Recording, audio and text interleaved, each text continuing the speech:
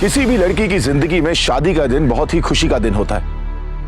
वही लड़की अगर शादी के दिन खुदकुशी करने की कोशिश करती है तो उसकी क्या वजह होगी?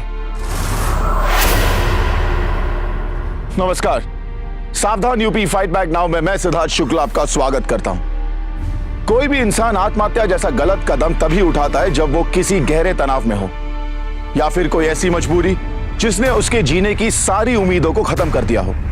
तो फिर वो क्या वजह थी जिसकी वजह से इस लड़की ने अपनी जिंदगी खत्म करने की ठान ली थी? या फिर सुसाइड करने की कोई और मजबूरी थी? क्या वो इस शादी से खुश नहीं थी? क्या ये शादी उसकी मर्जी से नहीं हो रही थी? या फिर सुसाइड के लिए कोई उसे मजबूर कर रहा था? कहीं ऐसा तो नहीं कि उसकी जिंदगी में कोई दूसरा इंसान था? जानने के लिए देखते हैं यूपी की ये घटना।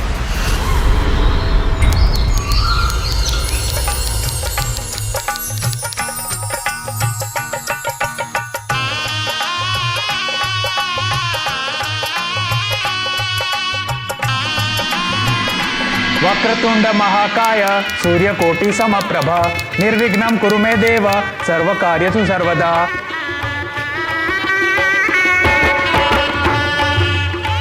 अब इन दोनों का विवाह संपन्न हुआ।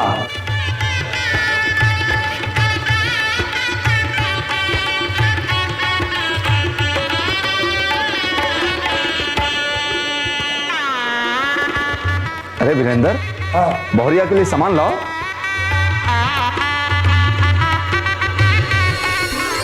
ला, इस सामान ला। बेटी, इस थाल को हाथ लगाकर स्वीकार करो। लाइए। हम तुम्हारा उसी तरह ध्यान रखेंगे जिस तरह तुम्हारे माता पिता तुम्हारा मायके में ध्यान रखते आए हैं। तुम्हें जब भी जरूरत होगी हम तुम्हारा साथ देंगे।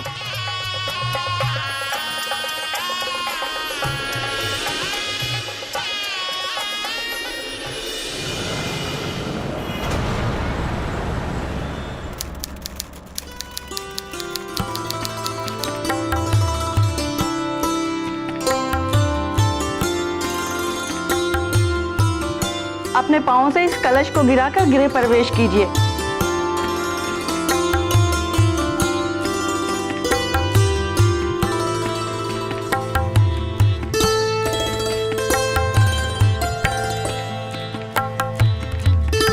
आइए आइए दुरानी जी, आपको आपका कमरा हम दिखाएं। आइए।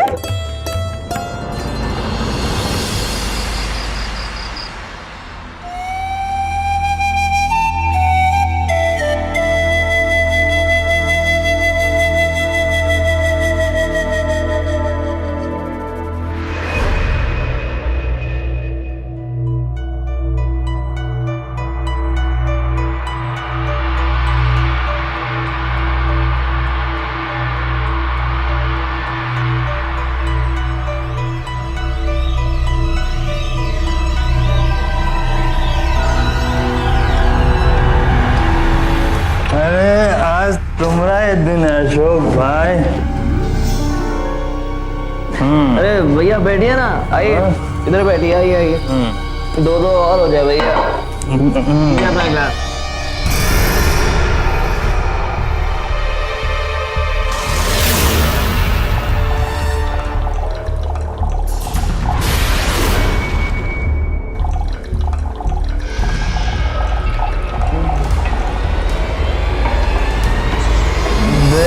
बहू का ध्यान रखना।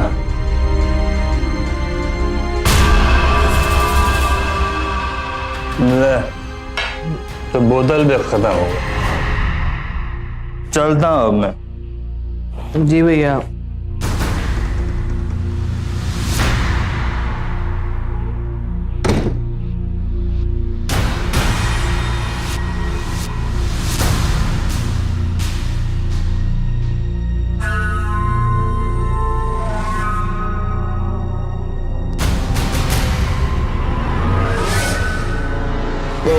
बहुत खूबसूरत हो।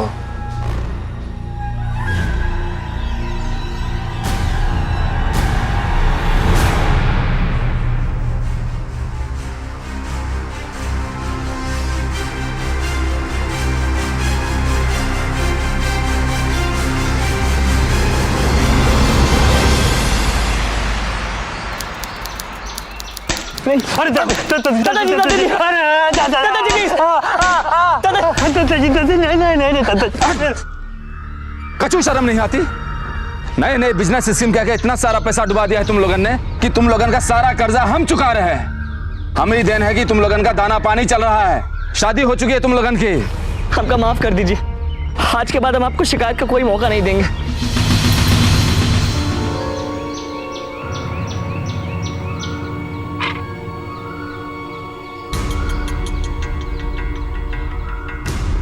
और हाँ वीरेंद्र, तुम्हारा टिकट करवा दिए हैं, अब ज्यादा मेहरारू के पल्ले से ना बंधो, सीधा लखनऊ निकलो और कोल्ड स्टोरेज संभालो। दादाजी कुछ दिन और रुकने देते तो। काहे? अरे हम कह रहे हैं कि तुम्हारा टिकट करवा दिए और तुम रुकने की बात कर रहे हो। चलो तेजी से निकलो अब। सर खमीने कामचोर हो गए सब। दादाजी ऐसा कैसा बर्ताव कर सकते हैं आप लोगों के साथ? तुम्हें इन सबसे क्या लेना देना? आप हमें गलत समझ रहे हैं। मैं तो बस परेशान हूँ कि आप लोग कितने बड़े हो गए हैं और दादाजी डंडे से अभी भी। देखो रेनू, वो हमारे बड़े भाई है, दादाजी हमरे, वो हमको डंडे से मारे या बंदूक की गोली से मारे। अरे जब हमको इतराज नहीं, तुम क्या बोल रही हो? अरे तो इतनी सी बात पे आप इतना गुस्सा क्यों कर रहे हो? पत्नी है हम आपकी। पत्नी है तो पत्नी बन के रहो। हम भाइयों के बीच में जो कुछ भी चल रहा है उसमें दखल ना दो तो अच्छा, समझी?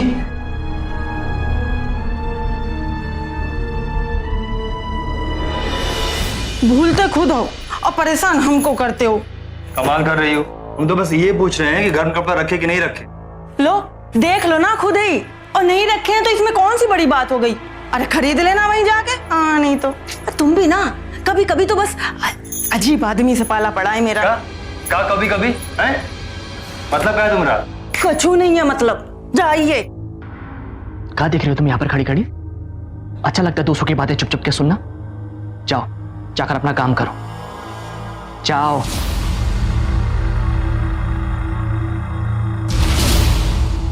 भैया चलिए हम आपको स्टेशन तक छोड़ देते हैं।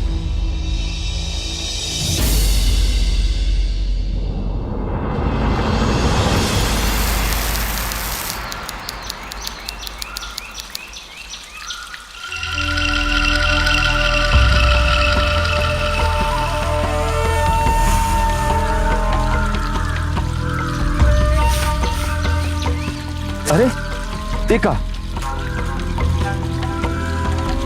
अच्छे से पोंछ लेना, नहीं तो सर्दी लग जाएगी।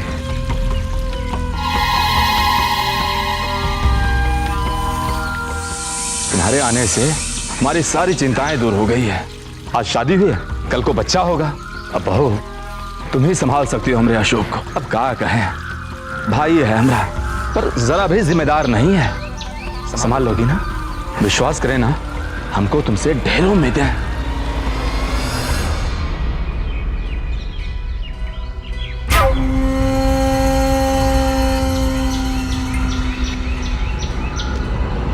एक लड़की जो घर में दुल्हन बनकर आई थी, उसके साथ दुल्हन जैसा व्यवहार नहीं हो रहा था। शादी के बाद भी उसके पति ने उसमें कोई दिलचस्पी नहीं दिखाई। क्या वो इस शादी से खुश नहीं था? क्या घर में कोई दूसरी प्रॉब्लम चल रही थी जिसको रेनू समझ नहीं पा रही थी?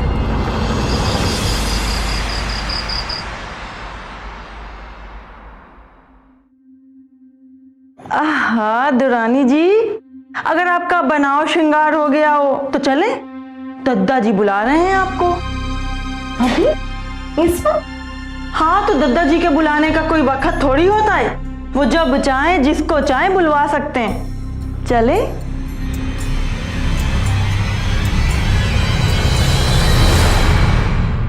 अरे संतो, अरे संतो, सिर्फ पैक पे पैक पिलाओगी कि चखना भी खिलाओगी? हाँ हाँ है दादाजी, अभी लाए। ये लीजिए दादाजी।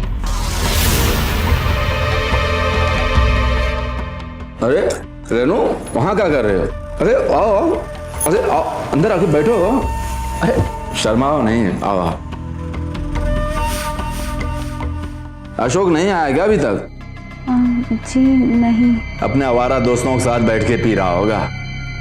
खड़ी काहे हो? बैठो। अरे दादाजी बोल रहे हैं तो बैठ जाओ।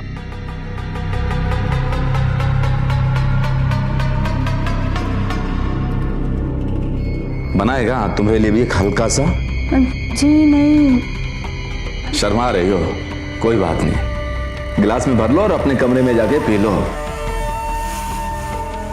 अब संतो स्मॉल से सीधा डबल लार्ज पे आ गई है, बढ़िया है।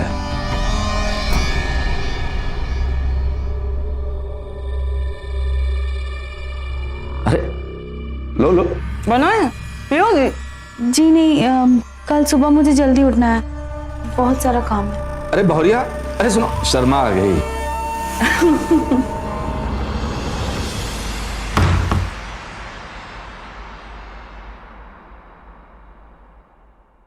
अरे आप कब आए?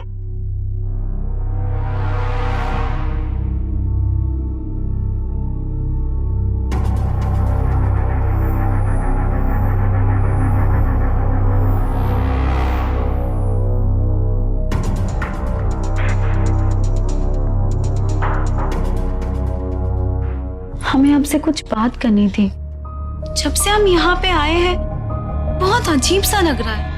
यहाँ का माहौल, दादाजी, संतो भाभी। आप हमेशा मुंह क्यों मोड़ लेते हो? जब से हम यहाँ करके आए हैं ठीक से बात तक नहीं कर पाई हूँ मैं। हमेशा दूर दूर रहते हो। आप हमको पसंद नहीं करते हो क्या? अरे रेनू, तुम कहाँ की बात कहाँ जोड़ देती हो? अरे दिल का दाढ़ बना देती हो। देखो, हमारे सर में बहुत दर्द हो रहा है, हमको सोने दो।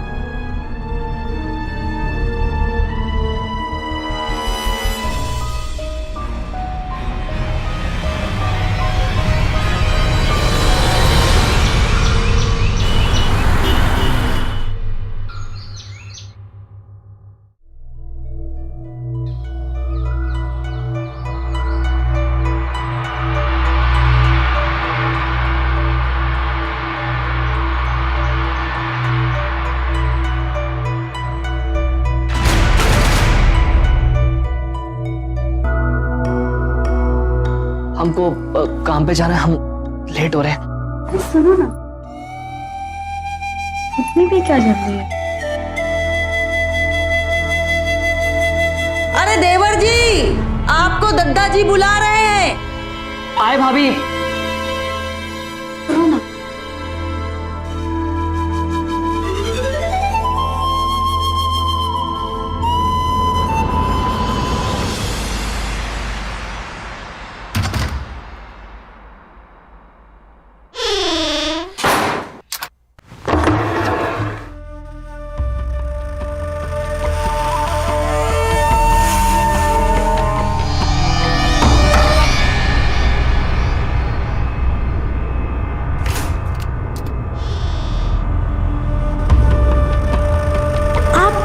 यहाँ इस तरह? अरे वो कान है कि हमारे बाथरूम में ससुरा गर्म पानी नहीं आ रहा है, इसलिए यहाँ चले आए। अरे अरे, ये तो लेती जाओ।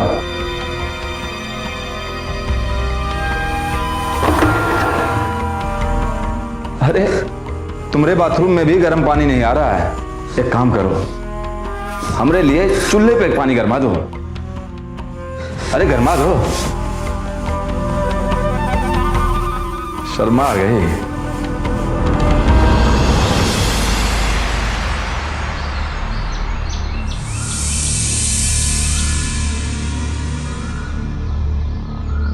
सुनिए। हाँ बोलो, क्या हुआ?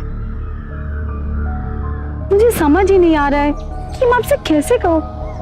मैं बाथरूम के अंदर नहाने गई थी और दादाजी बिना पूछे, बिना हिचकिचाहट के अंदर घुसे आए। मेरा मतलब है मैं घर की बहू हूँ उनकी, और वो मेरे पिता समान जेठ है। कैसे कर सकते हैं वो ऐसा? जबान पे लगाम दो रेनू। अरे बहुत साधारण सी बात है, उनके बाथरूम का नलका खराब हो गया इसलिए तुम्हारे कमरे में आए होंगे। अगर मेरी बात तो सुनो ना। भूल जाओ इस बात को, आगे मत बढ़ाओ इस बात को, भूल जाओ।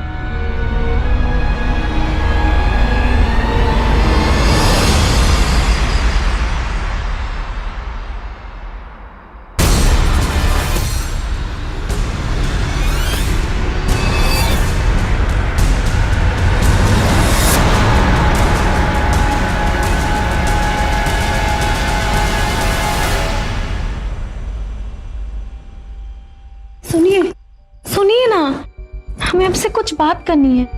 अभी इसी वक्त। तुमको हर समय कोई ना कोई बात करनी ही होती है। देखो, हमारा दिमाग मत खाओ और सोने दो। सुनिए ना, इस घर में कुछ भी सही नहीं चल रहा है, और जो चल रहा है वो देख के हमें घुटन होती है। वो दादाजी और संतू भाभी के बीच में कुछ चल रहा है। अरे तुम्हारी मत्ती मारी गई है क्या? जो मन में आए बोली जा रही हो। वो हमारे वीरेंद्र भैया के लिए पिता के समान है। अरे हमने अपने आंखों से देखा है दादाजी वो संतू भाभी के कमरे से। छी, मुझे बोलने में भी घिन आती है। देखो, अपने दिमाग का फितूर निकालो और सो जाओ, और हमका भी सोने दो। अरे लेकिन हर पति की ये जिम्मेदारी होती है कि वो अपनी पत्नी की जरूरतों को समझे और उसका साथ निभाए। फिर रेणु का पति उसे नजरअंदाज क्यों कर रहा था? काशीनाथ के प्रति शिकायत करने के बावजूद क्यों अशोक अपने बड़े भाई की तरफदारी कर रहा था? एक पत्नी ससुराल में पूरी तरह अपने पति पर निर्भर होती है। रेणु को यह बिल्कुल समझ में नहीं आ रहा था कि वो करे तो क्या करे। कहीं ये सब बातें किसी बड़ी साजिश की तरफ इशारा तो नहीं कर रही थी?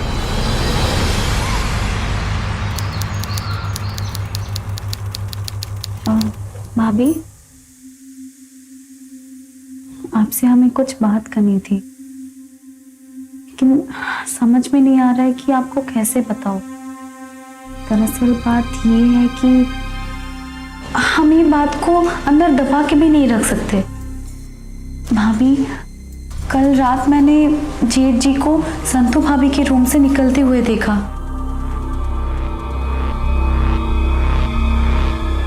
भाभी, भाभी,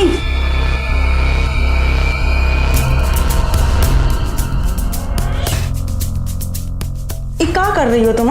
ये हमका बदनाम करके तुमको क्या मिलेगा? तुमको क्या लगता है मैं तुमको बदनाम कर रही हूँ? तुम इस घर की मान, इज्जत, मर्यादा सब कुछ मिट्टी में मिला दे रही हो, और वो भी पिता समान जेठ जी के साथ। जबान को लगाम दो रेनू। नई नई बहू हो तो इसका मतलब ये नहीं कि जो जी में आए वो कह लो और हम सुन लें। कल रात की बात का बतंगड़ बना रही हो तो हाँ सुनो। हाँ, जेठ जी आए थे हमारे कमरे में। अरे जेठ जी का सर दर्द से फटा जा रहा था तो वो दवाई लेने आए थे हमारे कमरे में, और का। और एक बात याद रखना, अपनी हद में रहोगी ना तो तुम्हारे लिए ही अच्छा होगा।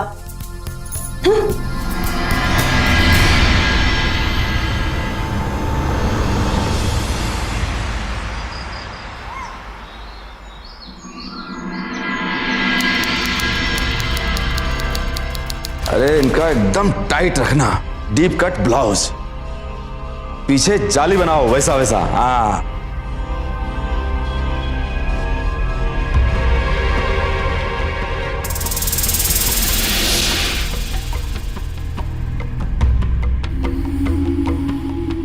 अरे बुद्धू होगा, तुमको नाप लेना भी नहीं आता?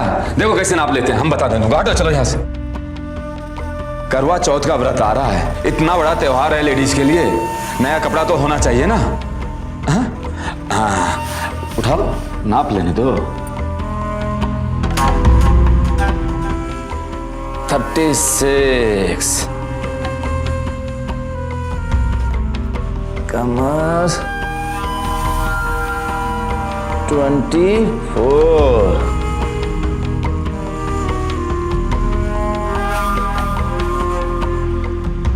18 थोड़ा हाथ ऊपर लाओ। 9 5 लिख लो ना, सब नाप लिखा ना बराबर से? प्रणाम दादाजी। अरे तुम गए नहीं अभी तक लखनऊ?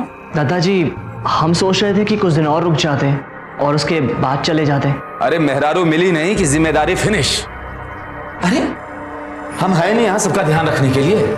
जाओ वहां जाके वीरेंद्र का हाथ बढ़ाओ कोल्ड स्टोरेज में। जी दादाजी। अब जाओ अभी।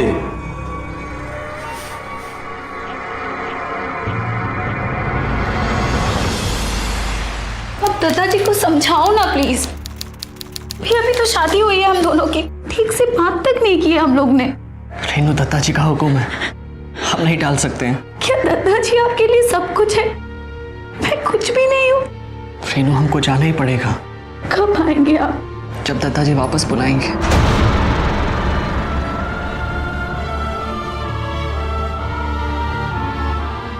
अशोक, ए अशोक,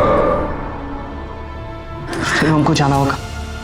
लेकिन हमको जाना पड़ेगा रेनू। लेकिन सुनिए तो, सुनिए।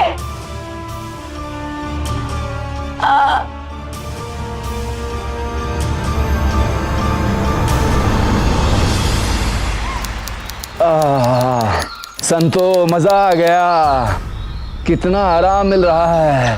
थोड़ा और ऊपर। हाँ संतो मजा आ गया।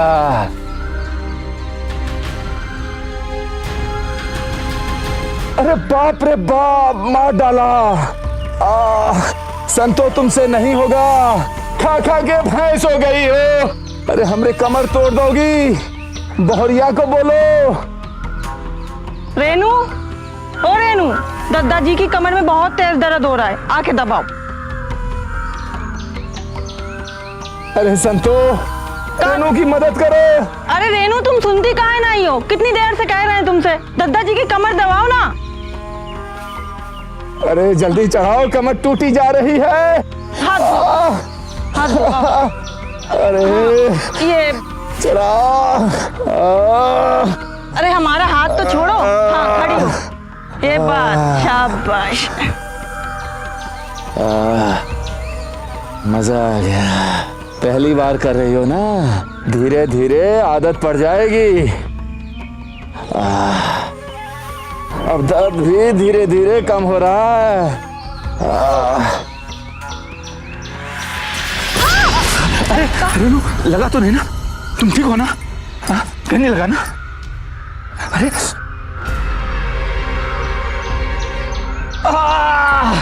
अरे संतो, अरे संतो, तुम्हें मालिश करो ना। कहा दादाजी, अभी तुम खा खा के भैंस हुए थे, अब क्या हो गया? अरे तुम करो ना हाँ, संतो। करते हैं, हम ही करते हैं।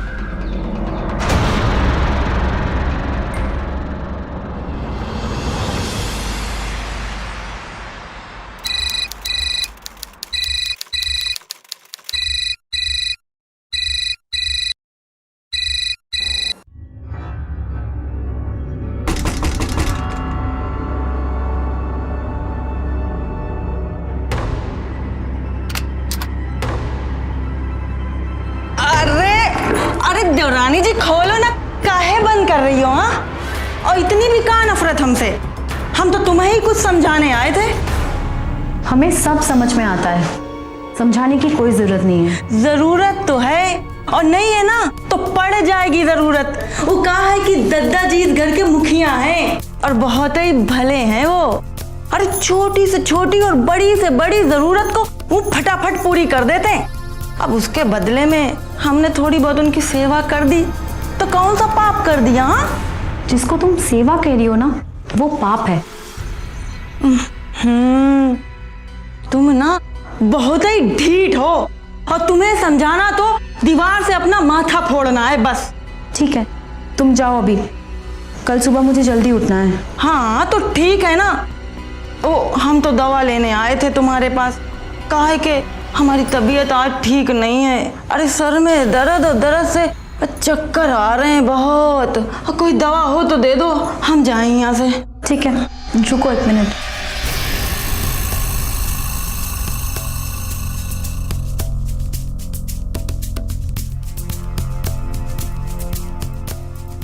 लो। हाँ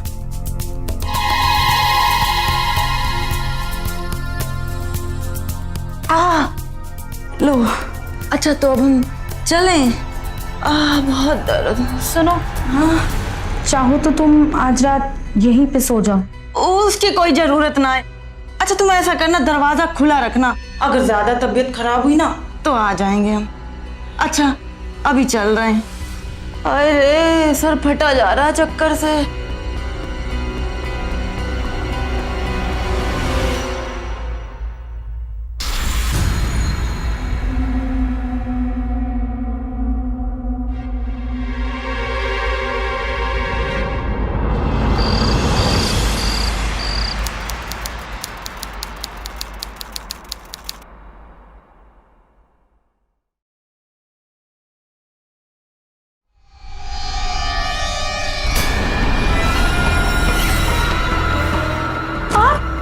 आप यहाँ?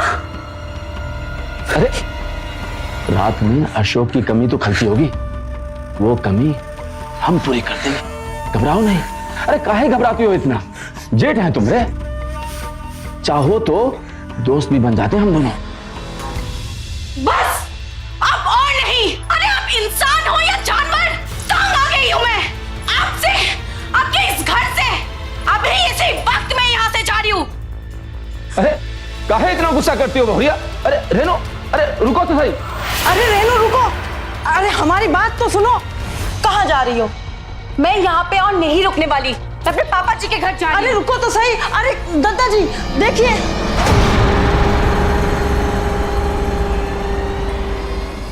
क्या ये वही बड़ा भाई काशीनाथ था जिसने अपने छोटे भाई की पत्नी रेनू को बेटी की तरह रखने की रस्म निभाई थी?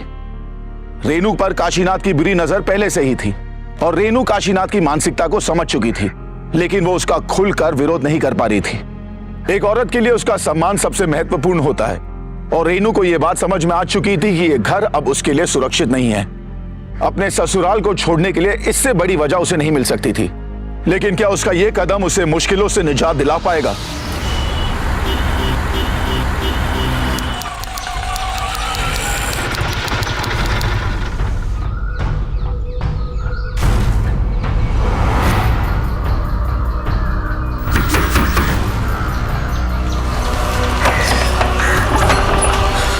मम्मा, क्या हुआ बेटा? बेटा क्या हुआ? मम्मा, आप यहाँ क्या कर रहे हैं? चले जाइए यहाँ से। देखा देखा आपने, ये संस्कार है आपकी बेटी। अरे कहाँ गलत सोचा हमने? अगर हमने अपने पूरे परिवार को एकजुट बना के रखने की सोचा तो काहे हम सारे भाई अलग अलग रहेंगे? अभी बताइए। और आपकी बेटी चाहती है कि अशोक को लेकर अलग रहे। अब इस बात के खिलाफ हम भी हैं और अशोक भी। और ये बात आपकी बेटी को बुरा लग रहा है। हम भाइयों के बीच में बंटवारा कराना चाहती है। ऐसा कुछ भी नहीं है पापा जी। दरअसल बात ये है पापा जी। तुमसे ये उम्मीद नहीं थी रेनू बेटा। तुम्हारा घर तुम्हारा ससुराल है, वही तुम्हारा मंदिर है। उसे तोड़ो नहीं बेटा, उसे जोड़ के रखो। पापा जी मेरी बात तो मानिए पापा जी, ऐसा कुछ भी नहीं है। हम कुछ नहीं सुनना चाहते। जैसे आई हो वैसे ही जेठ जी के साथ वापस अपने घर जाओ। ऐसा कुछ भी नहीं है, ये झूठ बोल रहे हैं। वापस ससुराल जाओ। प्लीज पापा जी मेरी एक बार बात मान लीजिए। मैंने कह दिया ना, जाओ ससुराल वापस। लेकिन पापा जी। चलो बहू चलो, पापा जी ने कहा ना, चलो पापा जी ने कहा ना। पापा जी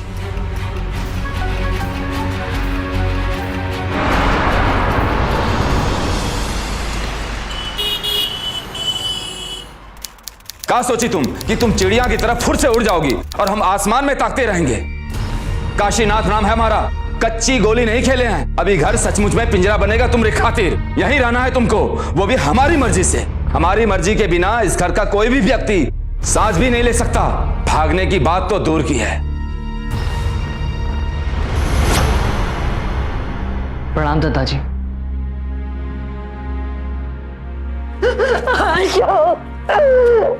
कहाँ चले गए थे तुम? कहाँ चले गए थे? ले चलो मुझे यहाँ से अशोक।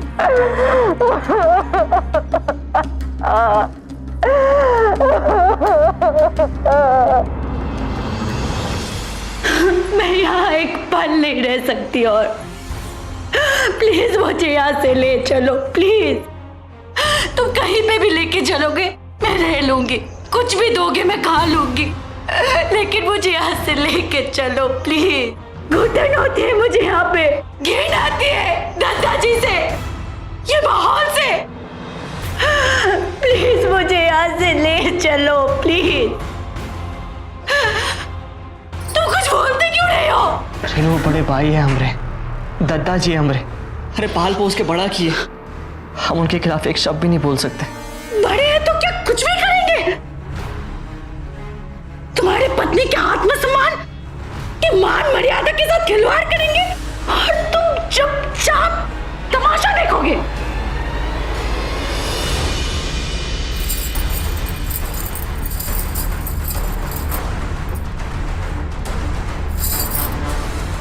एक काम करो, ये चूड़ियां पहन लो क्योंकि तुम इसी के लायक हो।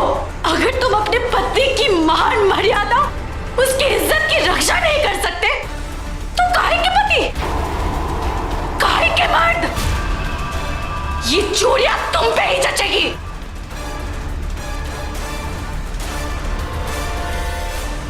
अशोक, अशोक, आया दादाजी।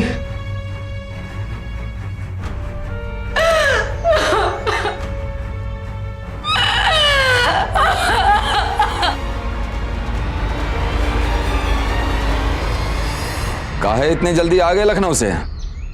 दादाजी वो मेरी तबीयत थोड़ी खराब हो गई थी। थोड़ी तबीयत खराब थी ना? लखनऊ में डॉक्टर नहीं थे का जो सीधा जोरू के पास भागा है? सब नौटंकी समझते हैं। अभी अभी आए हो ना? बिस्तर तो नहीं खोले ना? नहीं। खोलना भी नहीं। वही बोरिया बिस्तर सीधा उठाओ और लखनऊ के लिए पहली ट्रेन पकड़ो और वहीं जाके दवाई करा लेना। पर दादाजी हम अभी। अरे ये अर पर कहाँ है? बोला ना तुमको, जाओ। जी दादाजी।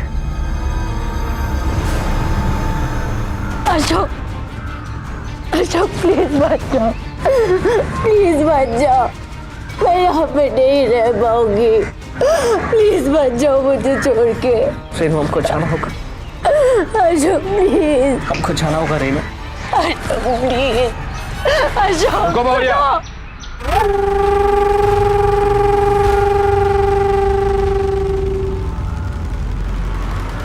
अरे तुम काहे रोती हो? हम हैं ना तुम तुम्हारे मायके में रहोगी, ना अशोक के साथ कहीं और। तुम यहीं हमारे पास रहोगी। जैसे घर के दूसरे लोगों ने हालात से समझौता कर लिया है, वैसे तुम भी समझौता कर लो। तुम जैसे लोगों पे घिन आती है। थू।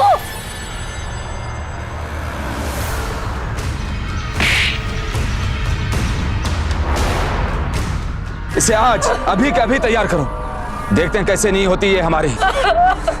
इसने अब तक हमारा एक ही रूप देखा है, अब दूसरा रूप भी दिखाना ही पड़ेगा।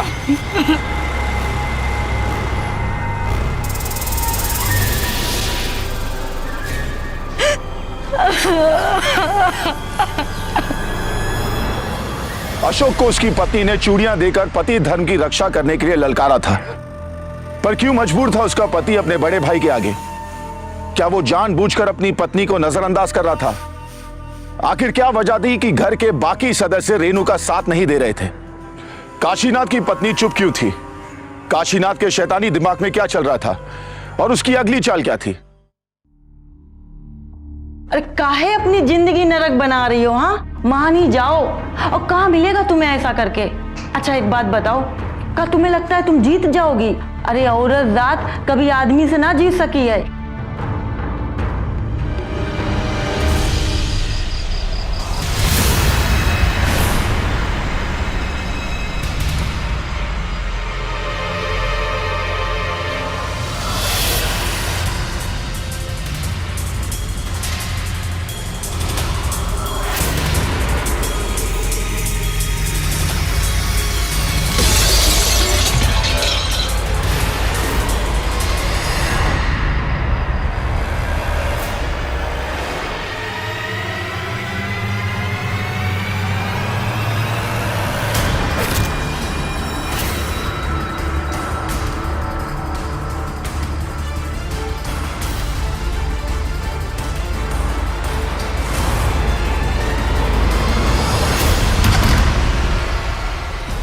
ये क्या?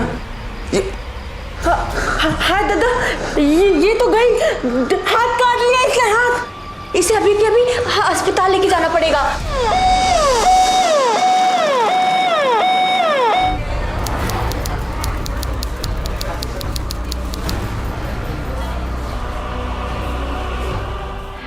अच्छा वो आप इन्हें वक्त पर लेकर आ गए, काफी खून बह गया है, पर आप फिक्र ना करें, हम कैसे भी करके इन्हें बचा लेंगे। 2 लाख है, बाकी 3 लाख बाद में। अरे लेकिन इसकी क्या जरूरत है, ये तो हमारी ड्यूटी है। वही तो, ड्यूटी नहीं करनी है आपको। मतलब वो बचनी नहीं चाहिए। आप इसे ऐसा निपटा दीजिए कि लोगों को लगे ज्यादा खून बहने की वजह से वो मर गई।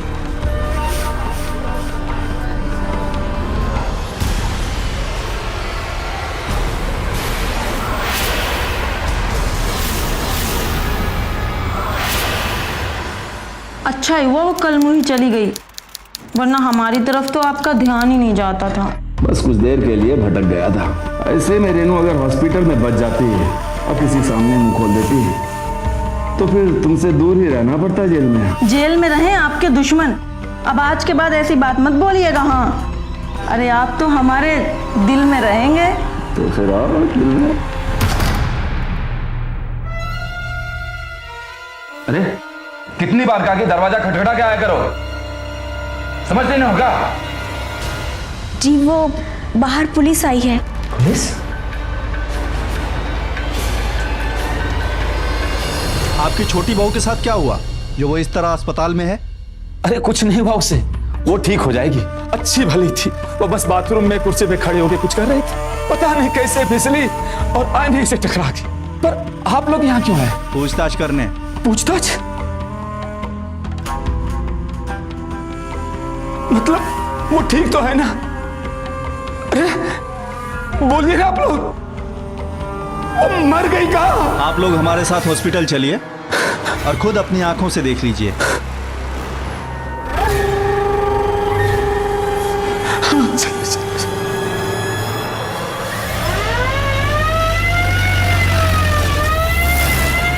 कितनी अच्छी दौरानी थी हमारी, हमको छोड़ के चली गई। अरे ये कौन उम्र थी जाने की बहुरिया की? अरे अभी अभी तो शादी हुई थी, कहा जवाब देंगे हम अशोक को? आपको क्यों लगता है कि गई? क्या मतलब है आपका? मतलब उधर देखिए।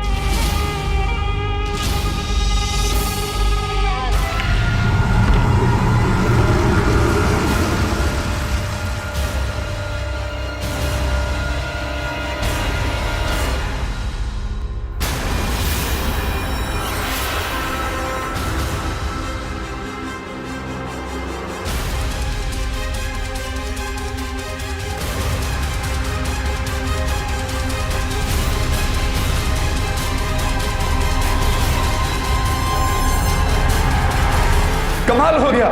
अरे कमाल हो गया, भगवान का शुक्र है, हमारी बहुरिया बिल्कुल ठीक ठाक है। अरे गिरजा संतो देख, हाँ? रेनू बिल्कुल ठीक ठाक है। हाँ, अरे बिल्कुल ठीक है हमारी रेनू। रेनू हमारी बहन। इंस्पेक्टर, यही है आदमी, इसी ने मुझे 2 लाख रुपए दिए थे इन्हें नहीं बचाने के लिए, और साथ ही साथ 3 लाख रुपए का झांसा भी दिया था। ये डॉक्टर साहब बिल्कुल झूठ बोल रहा है। अरे सरासर झूठ बोल रहा है डॉक्टर साहब, ये झूठ। तो सच क्या है? तेरा सच पुलिस स्टेशन में निकलवाता हूँ। ले चलो इन्हें। अरे इंस्पेक्टर साहब, हमको कहाँ ले जा रही? हम कहा कि बात सुनो हमारी।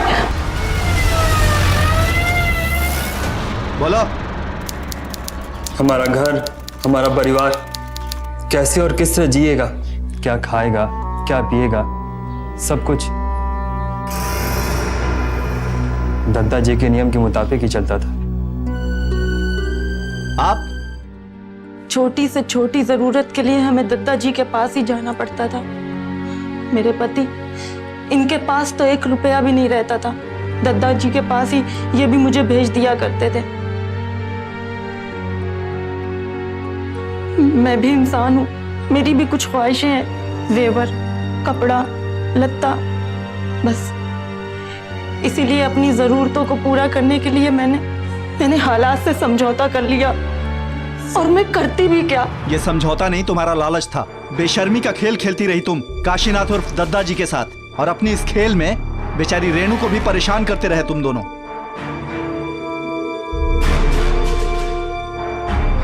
और आप उनकी पत्नी होकर चुपचाप सब कुछ देखती रही। मैं क्या कहती, खुद एक लाश बनकर रह गई थी। अगर कुछ कहती तो मारा जाता, पीटा जाता। मेरी बातों का कोई मूल्य ही नहीं था। एक दहशत सी बैठ गई थी मेरे दिल में, इसलिए हमेशा खामोश रहती थी। दादाजी ने हमसे पहले कह दिया था कि शादी तुम्हारी होगी, लेकिन तुम्हारी बीवी हमारी होगी।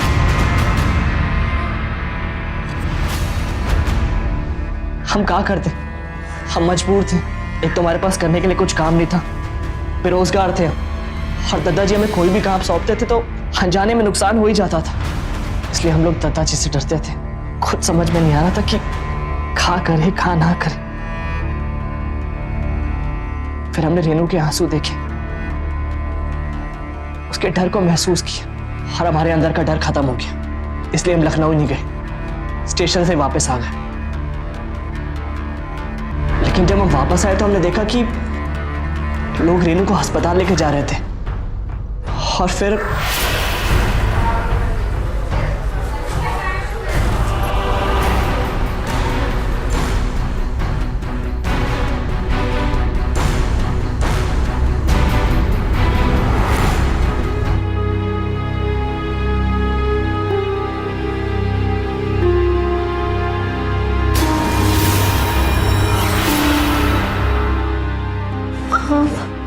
रेनू, तुम ठीक तो हो ना?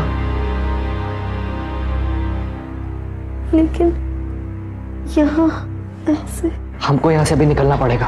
क्यों? मैं वो तुम्हें बाद में बताऊंगा, पहले हमें यहाँ से निकलना पड़ेगा।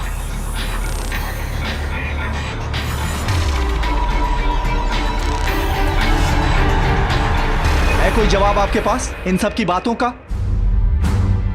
रिश्तों को बदनाम कर दिया तुम लोगों ने। रिश्तों के साथ इतना घिनौना खेल? कौन गिर सकता है इतना नीचे? एक जानवर भी तुम लोगों से बेहतर होगा। लेके जाओ इन दोनों को।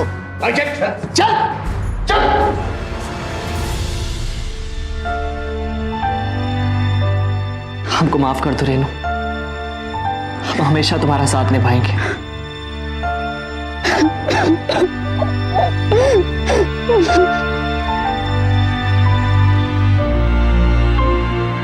एक जेठ अपने छोटे भाई की पत्नी के साथ ऐसी घिनौनी हरकत के बारे में सोच भी कैसे सकता है? कोई इंसान इतना कैसे गिर सकता है? ससुराल में पत्नी के लिए जेठ पिता समान होता है, पर काशीनाथ कैसा जेठ था? घर की और महिलाएं तो हालात के साथ समझौता कर चुकी थी, लेकिन रेनू को यह स्वीकार नहीं था। उसने काशीनाथ को पुलिस के हवाले कर ना सिर्फ कानून की मदद की, बल्कि अपने सम्मान और अधिकार को भी हासिल किया। आज हमारे समाज में कितनी और रेनू होंगी जो काशीनाथ जैसे शैतानों के हाथों घरेलू हिंसा और शोषण की शिकार होंगी। जो कुछ हुआ उसमें रेनू के पति अशोक का भी दोष था, क्योंकि अपनी पत्नी की हिफाजत करना उसकी जिम्मेदारी थी, जिसमें वो पूरी तरह नाकाम रहा। काशीनाथ सिंह को अटेम्प्ट टू मर्डर के लिए आईपीसी सेक्शन 307, रेनू को जबरन कैद करके रखने के लिए सेक्शन 363, रेनू के साथ मोलेस्टेशन के लिए 351 और 354 के तहत 10 साल की सजा सुनाई गई। साथ ही संतों को काशीनाथ की मदद करने के लिए सेक्शन 120 के तहत 2 साल की सजा सुनाई गई।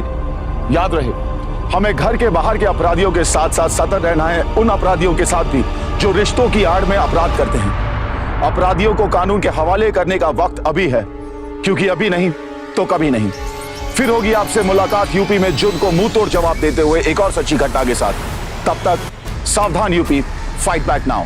तो सावधान